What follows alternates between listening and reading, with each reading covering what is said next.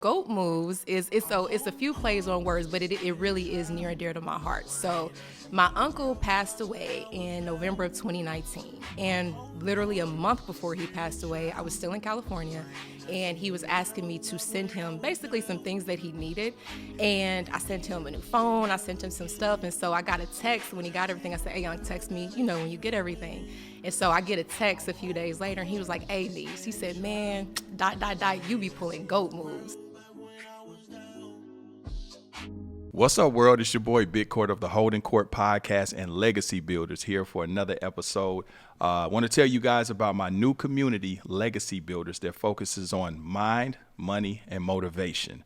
So it's a new community where we teach you how to monetize your talents, teach you how to monetize social media, and also we focus on healthy living, e-commerce, whatever it is that you're trying to do to boss up your life. Is a community that you can share in your wins, support you in your losses. And so join IamBigCourt.com. Check me out. So we have a special episode today where we have my lovely and wonderful and brilliant daughter and co-host, Rachel Renee. She's here. She's brought her team members with her. My daughter is a tech founder. So I know you guys were introduced to her as my daughter and my co-host, but she has so many other great things going on. And so today we're going to highlight those things. So how are you doing, Rachel Renee? Thank you, Big Court. I'm on the other side of the mic today. Yeah. And so listen, and I'll let her introduce her other team member, but I will introduce this gentleman right here. Okay. Because this is the homie. He's a tech founder as well, but he comes from the same city I come from, Kansas City, Missouri, aka Killer City. So right. This is Mr. Roy Scott. I know him as Mac James, okay? Right. So we're just going to keep it 100. Right. I know we've all evolved. He knows me as Court Dogg. I know him as Mac James, right. And we come from the soil, but this is the evolved versions of us, the grown-up versions of us. So the homie Roy Scott. I'll let him introduce himself in terms of tell you what he has going on in the tech world. And without further ado. Yes, thank you. And we have Eric Cox, which I will also let him introduce himself. He is head of growth at Net Capital. Yeah. Yes. So thank you for coming, brother. Yes. Happy to be here. Thanks for having me, y'all. Yeah. So tell us a little bit about yourself real quick. Well, you know what? Let me start with you. Let's save it because I want him to get into it. Okay. Mm-hmm. So, daughter. Yes, sir. Rachel Renee. You've been doing great things. Mm-hmm. Might I add, you come from great stock. So how did you get into tech? Okay, so I moved back to Kansas City in 2019, and I was working as an accountant for a real estate, company in Kansas City. The guy owned half of Midtown and the Plaza. And of course, when COVID hit, everybody got laid off. I was the first one and only one actually to go, but that's okay. It was divine. And a few months after that, I got into drug testing. I started off in government contracting. So I started doing drug testing for the Kansas City Metro, so American Airlines, the Railroad. I was doing drug testing in the family court, so people trying to get their kids back, different law offices. And it was in that realm of government contracting that I found that I'm like, wait a minute, there is no platform where businesses, especially on the service side, can really be found, because I was the only 24-hour drug testing provider in Kansas City at the time. Mm-hmm. Everybody else, once 5 o'clock, 6 o'clock maybe, Quest was closed, you know what I mean? And the Quest by the Landing was, listen, you didn't want to go to that one. So that's right. I quickly realized on top of not only that, but we're from Kansas City. So being gone for 15 years and then coming back and seeing the landscape was completely different. Small to medium-sized businesses were also struggling, especially after COVID. I said, okay, instead of waiting on another platform to create it, why don't I create it myself? Because at that time, I was already building this is a basic WordPress website, okay? I mean, I was thugging it. I had Cognito forms. I was thugging it with the custom forms. I was already making it I was already trying to make my website a third party, like the ultimate third party website. So I said, okay, let me take it a step further. And instead for me just to be the third party, I'm just going to include the entire world. So that's where I got the idea for Goat Moves Inc. Goat Moves. Okay. So what's the significance of the name? What made you call it Goat Moves? I get that all the time. So Goat Moves it's a few plays on words, but it really is near and dear to my heart. So my uncle passed away in November of 2019. And literally a month before he passed away, I was still in California, and he was asking me to send him basically some things that he needed. And I sent him a new phone. I sent him some stuff. And so I got a text when he got everything. I said, hey, young, text me, when you get everything. And so I get a text a few days later, and he was like, hey, niece. He said, man, ... you be pulling goat moves.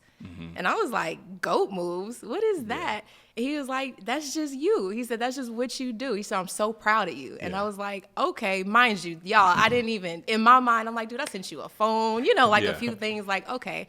So fast forward a few weeks, go to Kansas City. The day that he passed away, we talked a few hours before.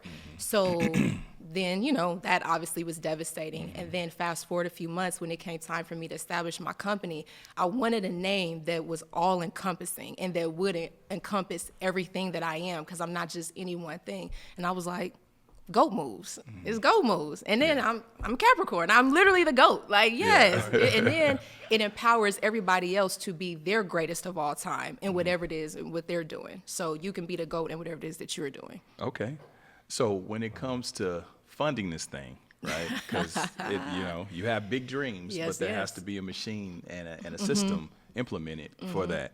How difficult is that? Oh man, okay, and we will. So I'm going to answer, and then we're going to shoot this to Eric. So we bootstrapped up until this point, and now at this point, over $250,000. Thank God. And I want to shout out my co-founder Isaac Wambua. He's not here, but he is really, literally, y'all. I cannot sit here across from my father and be able to talk about this business, because Isaac Wambua was my original investor.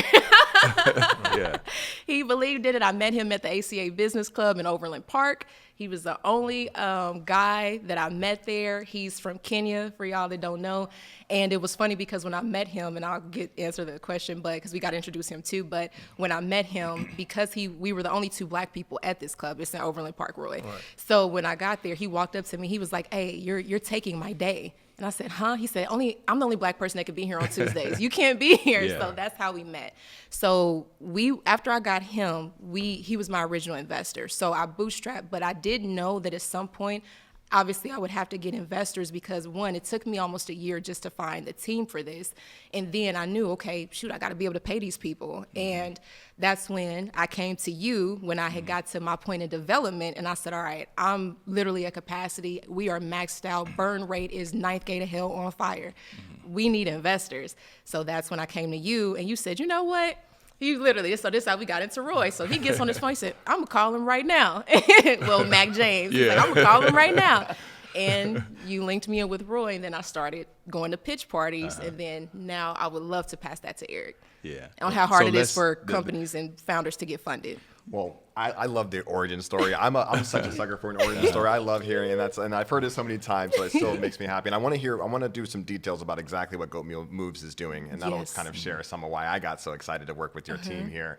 But historically, raising capital across the board is very difficult, and raising capital in the current environment even more difficult. You're seeing, especially with venture capital funds, have a lot of data that suggests that their best return profile is putting more money into later stage companies. So that first $250,000 is not in the thesis for most investment firms at this point. They're really they're seeing that if they wait until you need $5 million, right? You have real revenue and you're really growing. That's when they're really happy to put $10 million in. But they don't want to give you that first $1 million anymore, and that is unfortunate. I think the days of risk-seeking capital and venture capital are largely over, and hopefully we'll see some resurgence in other elements that I'll talk about in a moment here. But and that's just for everyday folks. That goes from across the board, from Silicon Valley elites all the way across the board.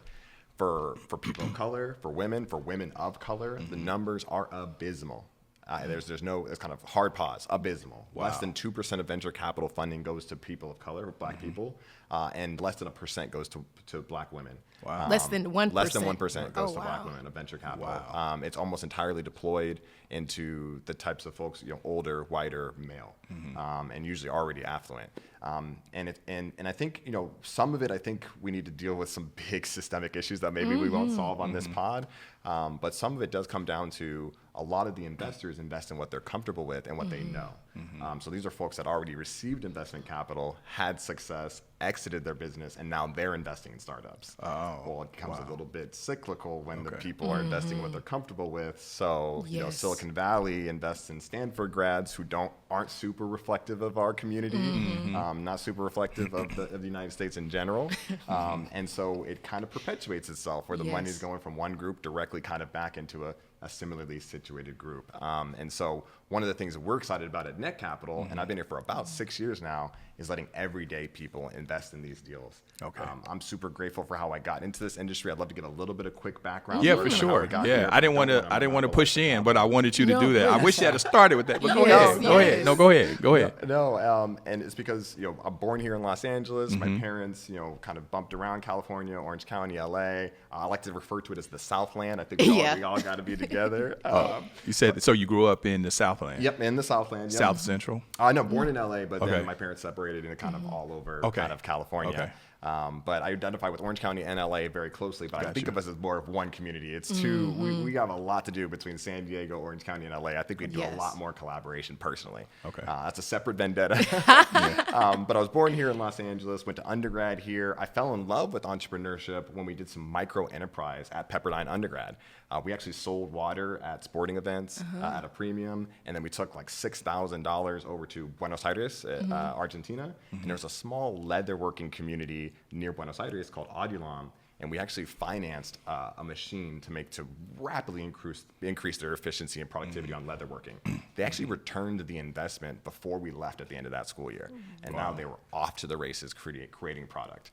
And that kind of transformational shift from like hand making leather goods, this little community, largely women, largely people of color, like actually hand making the product, to be able to have this machine and ramp up their productivity, that was like the positive systemic cyclical change that I wanted to be a part of, right? It wasn't just giving them a couple bucks and hoping that it goes well. It was like, this can transform your community. And there were so many legal loopholes that we had to jump through to be able to do that. So you know how hard it is to be able to move money from one country to another country in an investment capacity? So much red tape, so much legal. So I was like, okay, that's where I want to apply myself. So I went to the University of Michigan for law school, go Blue. I'm a huge Michigan fan. And while I was there, I actually had the greatest opportunities to work in the entrepreneurship clinic, giving free legal services to the community, and in the venture capital lab, where we invested University of Michigan capital into student-led startups. So I was living my dream. Oh, so you are OG in this. You've been doing this. You true to this. You ain't new to this. I'm not new to this. I'm true to this. And I'm so grateful because that was an incredible opportunity. Not a lot of people were doing this at the time. And I got to, we invested in, we supported Morning Brew, came out of the University of Michigan. Great newsletter. Austin Reef is a friend of mine. That I remember when they didn't even have 10,000 users yet. And that's the type of support that I think we really need. Grassroots early, supporting the folks early, and getting the community involved. So as soon as I graduated from law school, I went straight to what you're supposed to do. I went straight to Silicon Valley. I practiced corporate law at Cooley in their headquarters in Palo Alto. Cooley has about 1,000 lawyers worldwide, and they represented about 2/3 of all VCs in the United States at the time. Wow. Big venture capital practice. Nice. They knew all the movers and shakers in terms of allocating capital. It was a dream come true. Dream come true. You process it. Yeah. I told you. I got you. Like, he got I'm following.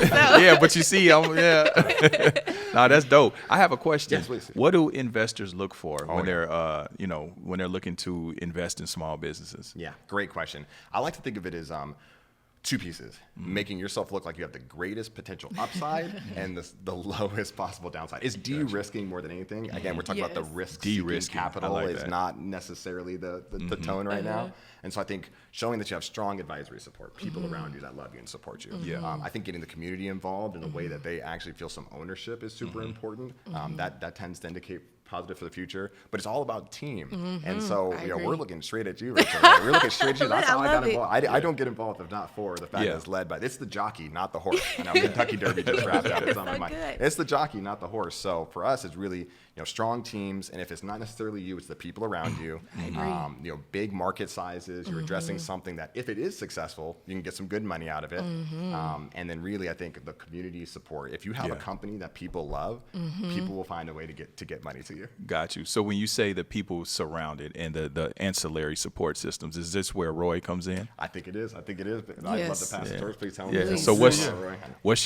what's your place in all of this, Mr. Scott? Well, I came through as an advisor, so when you told Rachel to give me a call, we actually hopped on a three-way. Yeah. I was excited because one of the things I love to do, some of these facts you were speaking on about black and brown women founders and the access to capital and how less than 1% is going there. And so I love helping founders like raise capital because love your background. My background is totally different. You know, I graduated from the Kansas City streets. That's right. You know what I'm saying? This is a fact. So we didn't know I didn't know what venture capital was. You talk to some cats right now in the the fact. town, like, what's VC? Like, VC, like, I have no You idea. you were my introduction to VC when we talked at the plaza. You That was the literally. first I heard of that Yes. world. Yeah. Right. So saying that to say, like, once I started learning about VC, I got so excited, and I went through that process of raising capital. I raised over $1.5 million for my company. I've done all the different avenues. I've done Reg CF, which is regulated crowdfunding. I went straight to venture. I've done accelerators, and so anytime I'm talking with founders, specifically black and brown and women founders, I'm like, hey, let me give you some of the game. Let me show Right. you how to get your first 100,000 and how to get to that million. And so that's how it kind of started. I'm passionate about it. So that's the conversation we started having. And it was like, okay, let's make these goal moves and let's get you to your goal. You know? Yeah, and this is a fact, and I want to give him his flowers, Please. because we both come from Kansas City, you know what I mean, and him and I both we come from the element, the streets, and all of that. And I know the guys that he ran with; they were some serious guys. Rest in peace to Diamond Shield, the OG. That was our brother. But to see him when we met at the plaza some years ago, I was in town. And it's funny because he was a rapper, Mac James, grill and all, I mean, gangster rap. We both were, right? I was Court Dogg. But when I sat down and talked to him, and he was like, man, I got some good things going on. And I was blown away. I was like, where did you get this knowledge from? Where did you get this information from? But I was super impressed, and it left a standing impression on me as well, which is why I mentally cataloged it. So when she came up, I was like, oh, okay. And not to mention that he's a good brother too. So I could trust my daughter in the hands. I knew he wouldn't steer her wrong, But yeah, I'm so proud and impressed with just, because I know where we started. And this was not taught to us. This was not in our wheelhouse coming from the streets. I'd never heard of venture capital, until you, and when you said it, I was like, oh, okay, it's thing. Because, what do we know? We come from, okay, if we going to figure out where to get some money from, Right. You know what I mean? We either going to go get it or we going to figure out who we know that got the bag. Right. And Go they get it. probably got it. Yeah. For sure. Yeah. And they probably got it in, through some nefarious means. Right, you know what right. I'm saying? Exactly. So when you was telling me about that, I'm like, oh, wow. Like, and I remember telling a few people, like, man, you remember Mac James? Like, man, he on some other and when you told me with your healthy hip hop, even to want to put something positive into the culture and do that. So, man, kudos to you appreciate for that. doing that. And what is healthy hip hop? So healthy hip hop is, the big picture, to become an iconic children's brand. So we say the urban Disney. So we take the hip hop beat, put a positive message over for kids about education, health, and wellness, and use that to improve focus, engagement, and behavior with children at school and at home. So it started with the music. We went back to that. You know what I mean, went back to what we knew. So when I first started, it was just about, hey, let me make some dope hip hop for kids. I wasn't thinking VC. Like I said, I had no idea what that was. But then as we started growing it and figuring out how we're going to scale this, we made the pivot into education. Then it was like, okay, we're picking up traction here, but now how do we scale this? And so I went through multiple programs. Kaufman Fast Track is one in Kansas City. That kind of where I started learning all this. And then we made the pivot to the tech side, started building out the team, the product. And then I got introduced into venture capital in early state, early fundraising. And so that's what healthy hip hop is, and that's how I got started. So. And also to piggyback on what you said, I want to also give you your flowers because coming out of KC, like you ain't seeing too many big courts. You know what I mean? I'm just keeping it 100%. Going all the way back to when, you know, Down South Hustlers came out. Yeah. You knew a cat from KC that was on it. Yeah. I mean, that was like, for us, it was like, bro, you with P? Cause Yeah. this is way back, what was that, 90? 95. I would say 96, 95. Yeah, 95, like, so 96, yeah. to see that and to see the evolution now, it's Yeah. like businessman, Yeah. father, you know, entrepreneur, all those things. Yeah. So that's the thank impact that you. you already have on the city Yeah. was big. So that's why I make sure when I was hitting LA, Yeah. I was like, man, I got to touch base because I want to learn. I'm like, Yeah, man, that's real. point me in the right direction, and we That's kind real. of been sharing like that. So That's real. Yeah, And I love that because we have to demonstrate and normalize that because you know where we come from. That's not, we don't do that. Right, You know what I mean? We separate ourselves. We put ourselves on an island and we hate on each other. Right. You know what I mean? And this man told me years ago, bruh, I love what you're doing. You know, I look up to what you're doing. I trust your word. You know, he's asked my advice on things and vice versa. So we have to normalize Big that. time. And I'm glad that we could talk about that and demonstrate that to the culture, you know. Yeah, but what I do want to ask you two guys is, what did you see special in my daughter and what her movement, like what makes her special in what she has going on, and especially for you to be so experienced and you to want to, you know, back her up.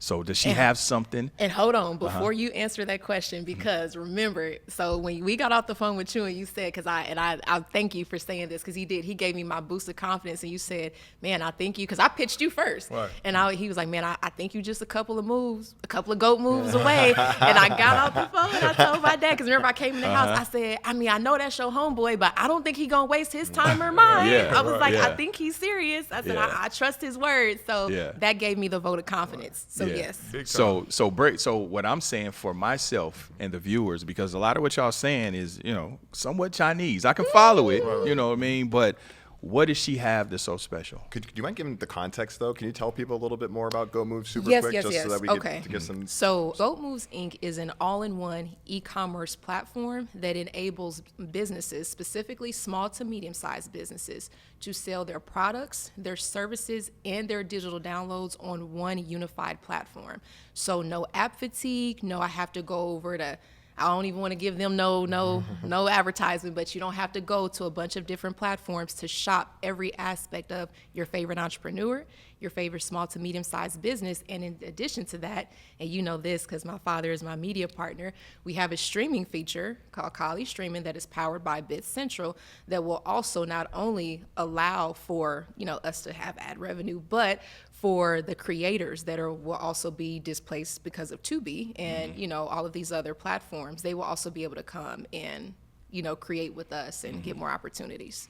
Okay. So what separates you and Goat Moves? What separates this from, say, like an Angie's List or Amazon or something like that? We'll say their names. That's okay. Oh. So, it's not Yeah. good. So the no, people 'cause I can get this, have and I a had to reference pitch point. this. Yes, So they yes. can have a reference point. So what separates me from Amazon is number one, is Amazon only sells products. And although Amazon is, and I give Jeff Bezos his thing, it is dominating the market. It did create the foundation. But number one, you creating a store on Amazon will not guarantee you success. Okay, there's no way for you to, one, even get to the front, because on Goat Moves platform, once we digital market, every company will get a turn to be in that marketing campaign, so that way you're actually getting traffic directed to your store, not just the top 4 or 5 on the page.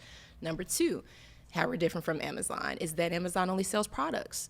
So let's just say if you have a company that sells, like let's say you have a gym, they sell their bands and their things, but let's say they also have services, they have personal training services. They can sell all of that. They can find all of that on their page. Estheticians, we have a lot of estheticians right now. They provide their facial, you know, services, but they also have white label products. And then here's where we also differ, is that let's say if you are a small, medium-sized businesses and you don't have access to e-commerce and logistics, we will provide that. We just had, shout out to John Franco at Unilogics, which is also part of Legacy Builders, but we have now a contract with him where we can compare your current inventory against inventory that's actually moving online, and we can give you that inventory, or if you don't have inventory at all, we can set sets you up for it. So we have a turnkey system across the board. So not only do you get this all-in-one platform where you can sell everything, because entrepreneurs of today, you do a million things, but you don't want to have to download a million apps. And then nor does the customer want to find you on a million apps. After the second app, I'm done. I'm not looking for you. I'm gonna just go to where I know. We make it all inclusive. That's where we're different. Okay. So obviously you see and it's this. patented, I will say, and that's patent. It's called the Chameleon. There's a patent pending on that, so no other platform can replicate that because y'all had years to do it. So if you wanted to, you would have. Okay. Right. So with that being said, my daughter being herself, yes. So is obviously this is a viable concept with Net Capital being involved, right? Yeah, we think so. And for context, I was working my way there. I'm gonna do a quick 2-second from law, and I love practice. I still practice corporate law, securities and corporate law, but left Cooley to join Net Capital about 6 or 7 years ago. And I joined as employee number 9. My best friend from law school brought me over. He went straight from Michigan to Techstars, and then when Techstars invested in Net Capital, that's when he joined and brought me over shortly after. And really one of the things he talked about was when I was at Cooley, I had the good pleasure of being on the Snapchat team. After they kind of were doing some, we call it like post-IPO cleanup work. So they did the IPO and they were wrapping up some things. And I remember thinking, this is from Venice. That's my hood. I grew up out here, right? And without any, I would never violate any confidentiality. So, let's just say that the cap table didn't necessarily reflect the community that it came out of, right? A lot of Silicon Valley folks got in, not a whole bunch of Venetians, not a whole bunch of Angelinos. Yes. And so when my buddy was saying, could you imagine if Snap early on just let their users own a piece? How powerful that could have been for our community. And I did have to sit down with the moment and reconcile the fact that I was basically a cog in a wheel perpetuating the system that keeps a lot of folks that look like us out of the greatest returning asset class of all time, which is early stage startup investments. Remember, this is not representative, but $25K into the first check in Uber turned into $125 million at IPO. It's the returns are just kind of, you can't find those in any other context, real estate, et cetera. And so I was like, man, there's a lot of value creation right here, but it's exclusive for accredited investors, people with over $200,000 in annual income or over $1 million in assets, excluding their primary residence. Not most of y'all listening to the show right now, and that's unfortunate. That's including the people in this room. It's about 3 to 6% of the United States, and it's less than 1% of the world qualifies accredited. It's just too few people getting more wealthy off this group. So when I had the opportunity to join a platform that lets everyday people invest as little as $100 into deals like these and support their favorite creators, support their people in their community, and own a piece, not just charity. This isn't give me some money and hope good things happen. This is, I own a piece of your company. I'm going to use your product. I'm going to tell my friends to use your product. I'm going to go out there. I'm going to evangelize. And when you have success, I will also have some success, a vested interest. And I was like, that's just too powerful to pass up. So we built this technology platform, got to a little over 100,000 of investors, tens of millions of dollars raised.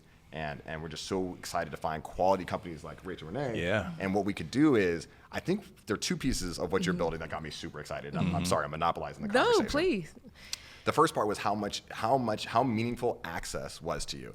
There is a barrier to entry to creating these e-commerce shops. And not only do you want to grant the access, but you want to provide the supportive tools to get small and medium-sized businesses into the ecosystem. I think we need way, way, way more millionaires. We need to get people creating businesses and having their little nest egg. And I think the opportunity to be able to do a fundraise here and then also help support fundraisers for those small businesses as well, and we can all support each other on each of these things. It felt like an opportunity that I could not pass on. So that's one of the big pieces, but I'd love to hear other. There's so many other pieces why I'm excited about Go Move. So basically, my daughter's pretty dope. I think you might be on something. My daughter's pretty dope. Doesn't fall far from the tree. Should be proud. She is. That's why I said my daughter being my daughter. She's dope. She's dope.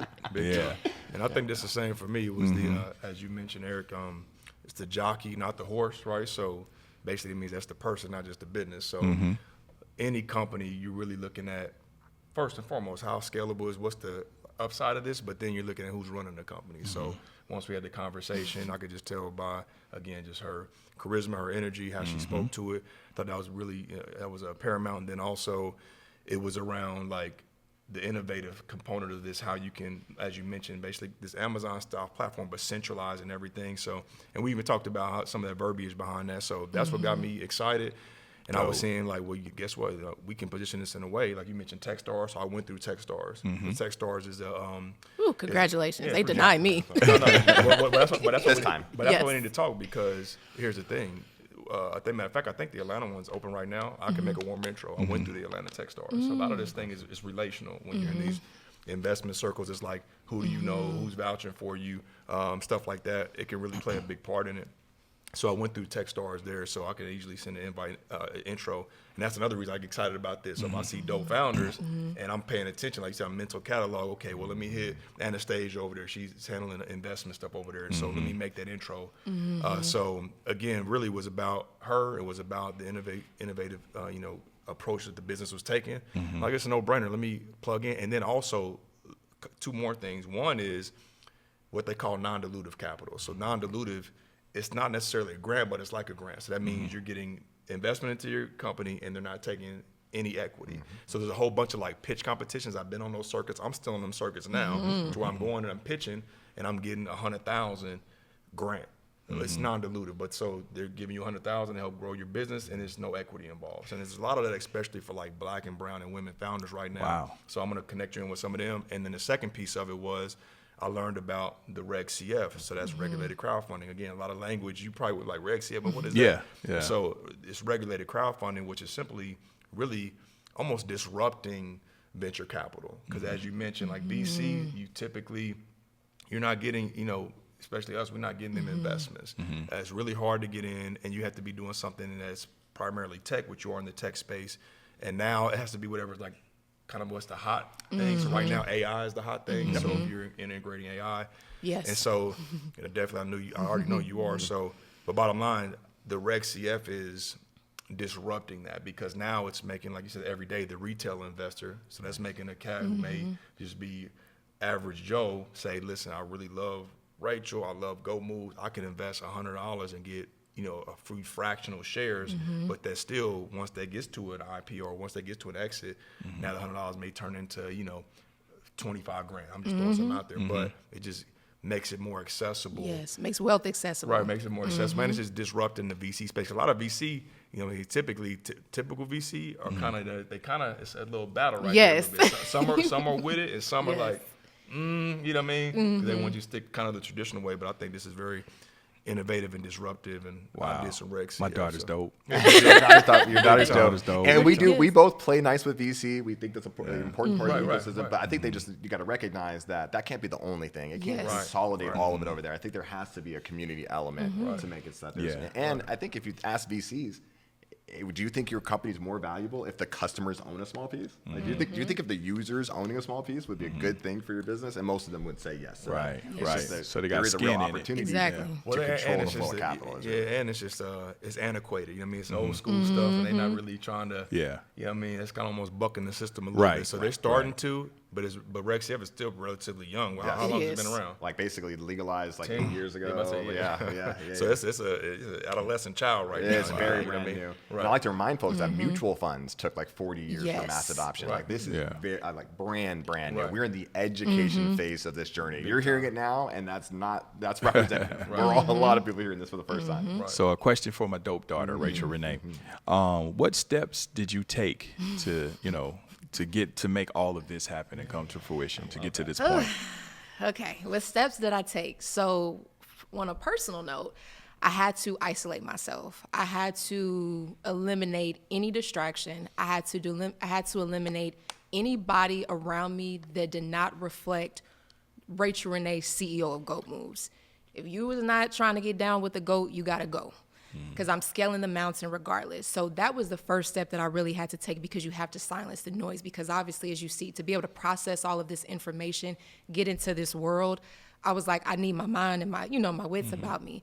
Then number 2, I had to find my development team. It took me almost a year. I was going from government contracting, doing my own basic WordPress sites, to now I need same thing. I'm like back end, front end, MERN, full stack, this stack. I'm like, okay. Then I had to decide, okay, do I want to stay in the U.S. for this? Do I want to go overseas? What does my bank account look like?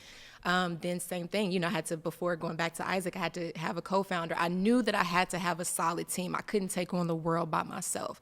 So, and then it was getting people that not only just wanted to make money, but, you know, and I do appreciate y'all saying this, but that genuinely believed in what I was doing and believed in me, because I'm like, listen, I can only promise my sweat equity. I can only promise that I'm gonna keep my word. You know what I mean? And that's something that I will say is very important to founders in the beginning, especially when you don't have a lot of money. You are only as good as your word. And if you can keep that and people know that you will show up, you will give effort, you will put in that sweat equity, people are more willing to bet on you, because at least they know that you will get it done. Because there are a lot of people that just talk. There are a lot of people, you can't even get a follow-up email. You know what I mean? Yeah. So I had to really, so I narrowed down my development team. And then once I wanted to get my foundation as solid as possible, and this goes into traction. So I wanted to, you know, when I brought you on, I said, hey, you know, because remember, I wanted to do the streaming. I was like, it can't just be e-commerce. Like, I got to make it sexy, and I got to compete with Amazon, you know? So I got to, okay, Prime, you know, we got to have something big. So I really sat down with my pitch deck for like the 500th time and said, okay, what exactly am I trying to convey? What is it that I want to do? And yes, I have my foundation, but now how do I make it creative? So I also had to give myself the permission in my private moments to dream big, you know, and not put a cap on my own self and say, oh, I could just do e-commerce, or I could just do it little like this. No, because he did it. And the only thing that separates him from me is just the fact that he did it. I know he had a daddy giving him $250,000, but I got a daddy too. You know what I mean? They give me a lot too. So, you know, I just get, you know, I have a healthy level of competition, you know, and I like to compete because I feel like it shows me what I'm really made of. So once I got into that space, and I swear, it was like things just started falling in line. And then knowing when to ask for help, you know, because I did go through, I would say the first year and a half, especially when I came back out here after Kansas City, I had to regroup because, you know, had a breakup. I left my office in Kansas City. That kind of, you know, I took some L's. You know, my confidence was a little shook. Yeah, that's part of it. I was sad because I felt like I just got, you know, the ground up under me just to have to come back and restart. So I was like, man, I'm at ground zero. But once I started getting users, once I started getting sellers, once I started pitching also to businesses, and I'm like, you know what? I'm not going to do what other companies do. I'm going to go right to the business, and I'm going to build this right on your pain points. What's the problem? You know what I mean? And then I went back to my developers and I said, listen, we gonna do it just like that. Oh, what do you mean? Well, we gonna figure it out. I'm a night owl. We gonna do that. Let's stay up. I got time. So really pouring into my creativity, silencing the distractions, and just really, you know, rallying my troops. And then, you know, like I said, when I came to you and I said, because you felt it too, I was like, I can't do no more. Like, I need help. And I said, I need help. And literally, he called you right after. And then I got my pitch deck together again. And then I went to SoCal Startup. Actually, no, I went to Santa Monica first. And then I went to SoCal Startup. And I got a shout out to Lou Tillman. Shout out to Lou Consulting. Because he was the one that made the introduction to Eric and Net Capital, and I appreciate him for that. And I appreciate both of, you know, him and Roy, because they didn't gatekeep it all. Roy didn't send me like, oh yeah, you know, you can go to this place. Like, no, he forwarded me emails. Here's the ticket. You go here. You can do this. You know, he actually like took time. And I know as a founder, like you taking time, that's energy to send his email at whatever time. I know you got a lot going on, so that's what I did to prepare. No, that's dope. My daughter's dope. I'm curious, what advice would you guys give other founders?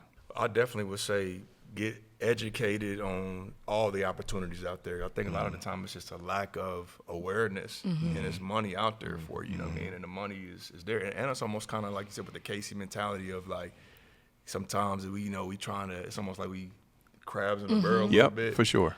It ain't that messing enough for all of us. So I would say, educate yourself on it, and then get in those communities. So even when I started in Kansas City, I'm in Atlanta now, and actually I'm spending a lot more time in Silicon Valley. I was out there quite a bit.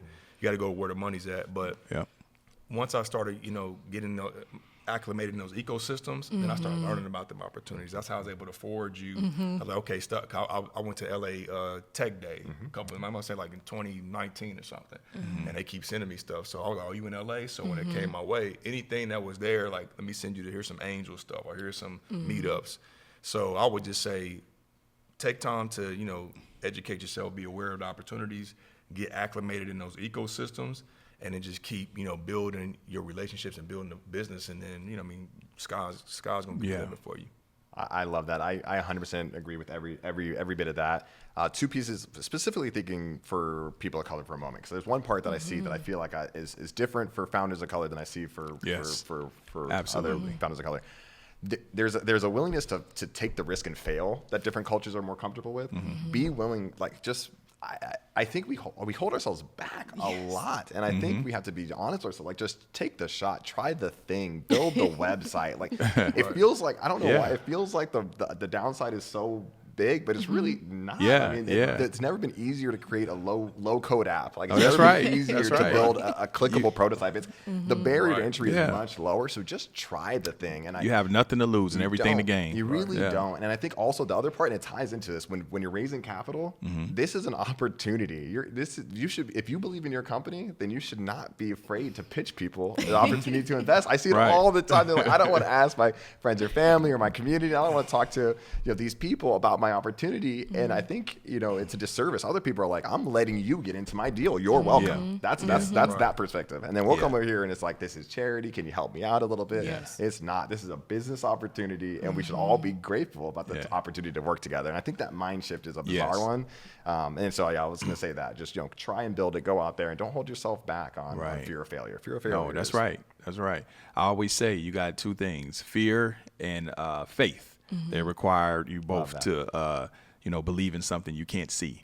So you might as well go with faith. Right. You know what I mean? Put your energy into faith. And I have a question for Eric, because, we got that hard stuff.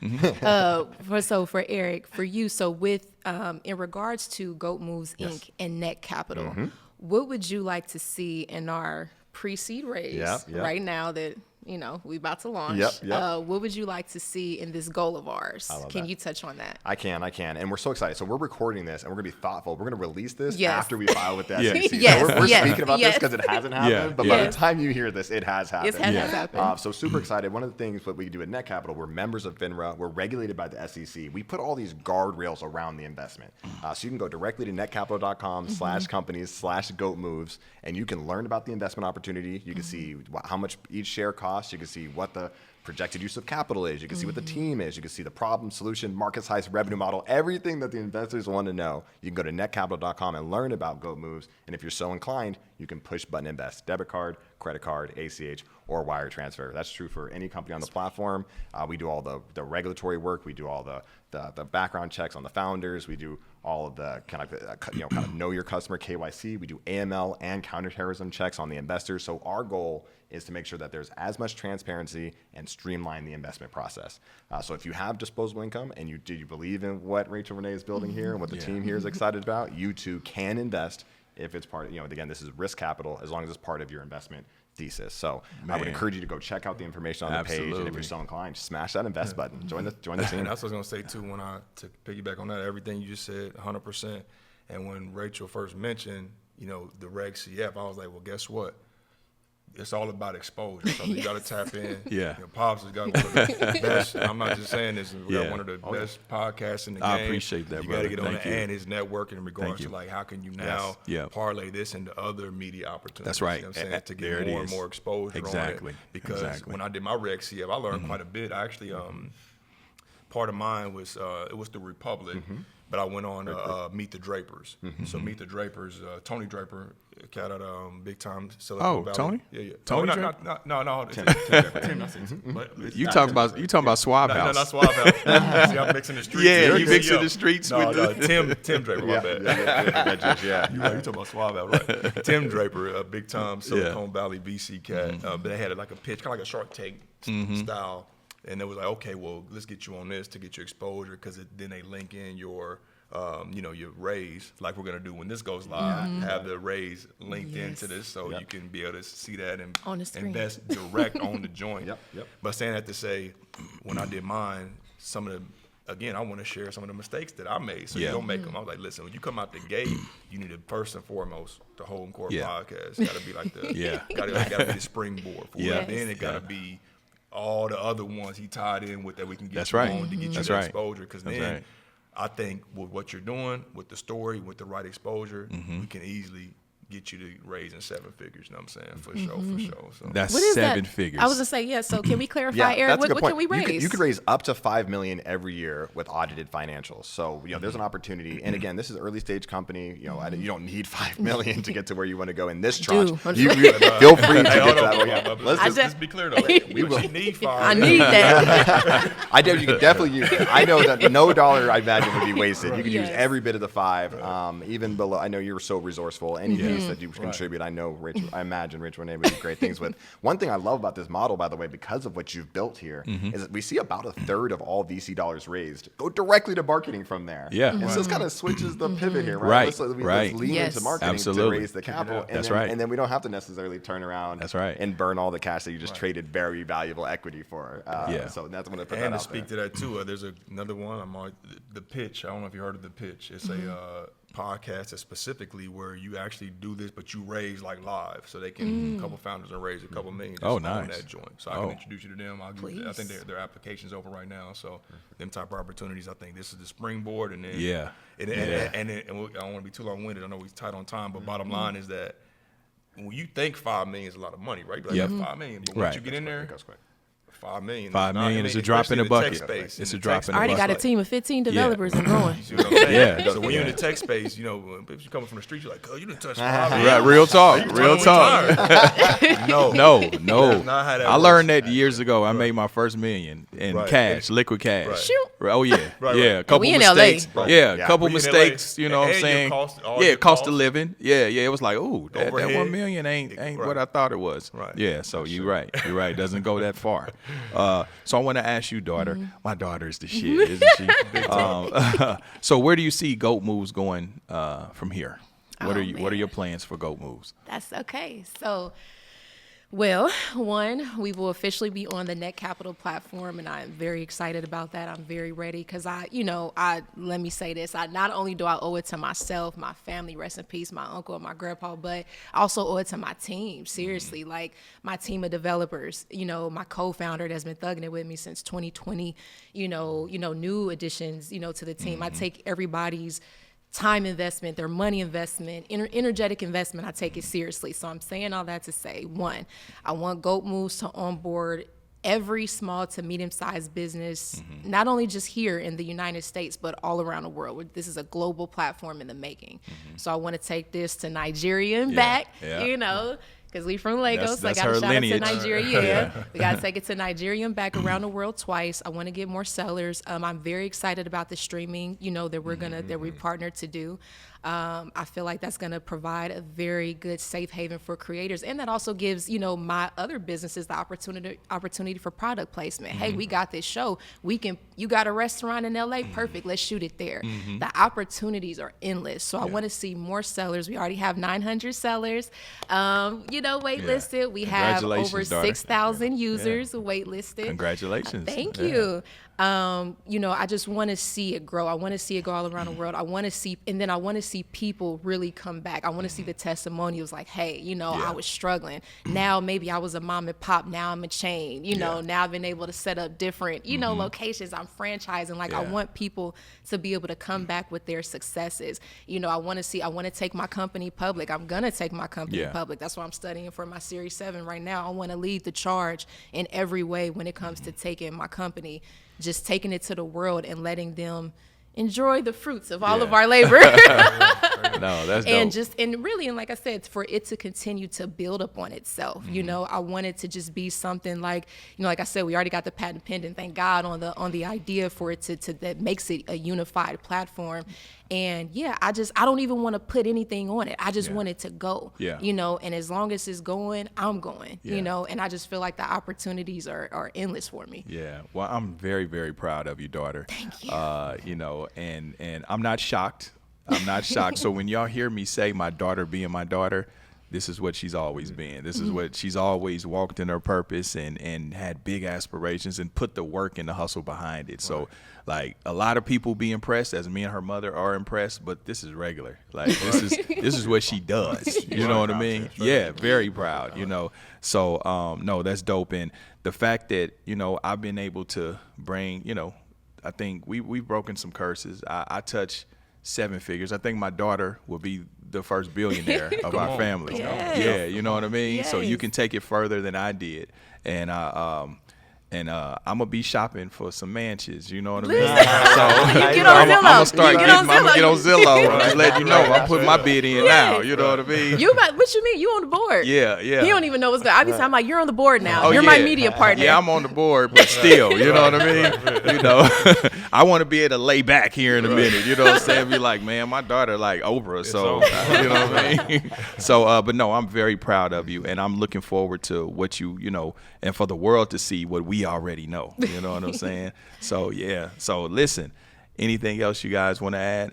What do you have going on? What do you have coming? Well, I mean, I got a lot of things coming, but we're currently raising too. But I think right now it's about go moves. The only thing I would add is just click that link, Click the link. and invest. Yeah. I'm going to invest as well. Okay. So that's what I would add to this, man. Make sure you invest and turn up because this is going to be a part of something historic. For sure. I'd love to add 2 quick pieces. One, just kind of CYA a second here. The future is inherently speculative and uncertain, right? So we don't know. We intend to do all these great things. We want to go public. We want to do some great things. The future is inherently speculative and uncertain. But Come through with my legalities. But it's right there. But it is there. The potential is there, right? Yes. And the second part is, I do want to remind folks, think about what you could do. Obviously invest. Minimums are relatively low. Do what you're comfortable with, but think about other ways that you can support the team. Share about the investment opportunity. That's right. Participate. Get involved. Tell your friends and family about it. The more what I love about this is a community company using a community platform to spread the word about a community investment opportunity. So this only works with the community, and that's what I'm here for. That's So dope. if there's any way I can help, I'm Eric Cox. I'm happy to. I'll make sure my information's in there. Oh Feel free yeah, to reach yeah. out. We'll have all your stuff in the lower third, so you'll be good.